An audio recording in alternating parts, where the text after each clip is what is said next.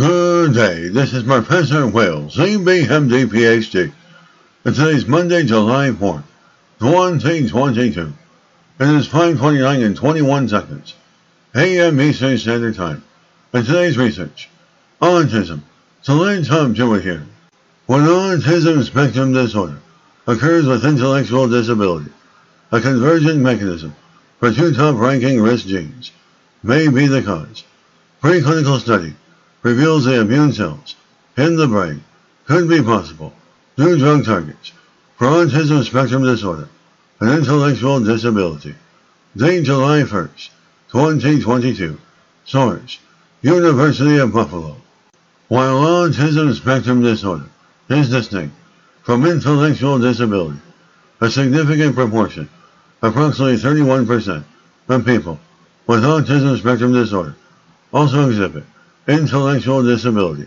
Neither condition is well understood at the molecular level. Given the vast number of genes known to be involved in autism spectrum disorder, intellectual disability, and the many potential mechanisms contributing to the disorders, it is exciting to find a shared process between two different genes at the molecular level that can be underlying the behavioral changes.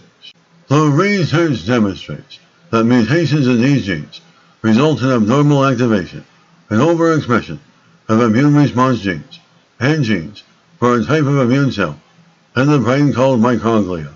The findings opens a possibility of targeting microglia and the immune genes for treating autism spectrum disorder, intellectual disability, but much remains to be studied, given the heterogeneity and complexity of these brain disorders. The researchers hypothesize result is the abnormal function of synapses in the brain, a characteristic of autism spectrum disorder, intellectual disability. The research involves studies on postmortem brain tissue from humans with autism spectrum disorder, intellectual disability, as well as studies on mice in which ADMP and POGZ were silenced through viral delivery, a small interference RNA, and these mice exhibited impaired cognitive task performance, such as spatial memory, object recognition memory, and long-term memory. Under normal conditions, cells in the central nervous system should not express large quantities of genes that activate the immune system. ADMP and POGZ both work to repress these genes so that inflammatory pathways are not continuously activated, which could damage surrounding cells. When that repression is weakened, these immune and inflammatory genes are then able to be expressed in large quantities. The upregulated genes in the mouse prefrontal cortex caused by the deficiencies in ADMP or POGZ activated the pro-inflammatory response. And this is consistent with what we see in upregulated genes in the prefrontal cortex of humans with autism spectrum disorder, intellectual disability. The prefrontal cortex is a part of the brain responsible for executive function, such as cognition and emotional control. The mutated genes also activate the glial cells in the brain, called microglia, which serve as support cells for neurons and have an immune function in the brain. They comprise 10 to 15% of all brain cells. Microglia are very sensitive to pathological changes in the central nervous system and are the main form of active immune defense to maintain brain health. Aberrant activation of microglia, in which is demonstrated, which occurs as a result of deficiency in ADMP or POGZ, could lead to the damage and loss of synapses and neurons.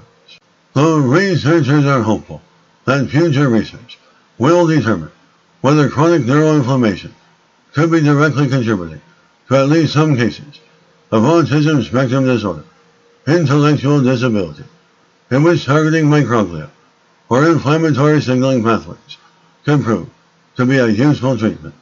The researchers pointed out that the clinical presentation of both autism spectrum disorder and intellectual disability is incredibly varied. Significant variation, also likely, is present in the kinds of mechanisms responsible for the symptoms of autism spectrum disorder and/or intellectual disability.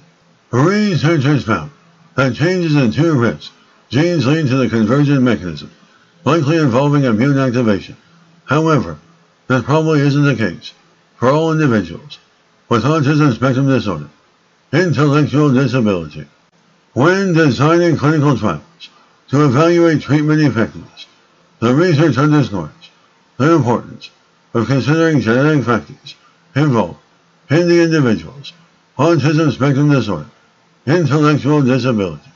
Good day, this is Professor Will, CBMD PhD, on microbiology, bioinformatics, and pathophysiology. This video was created for educational purposes only.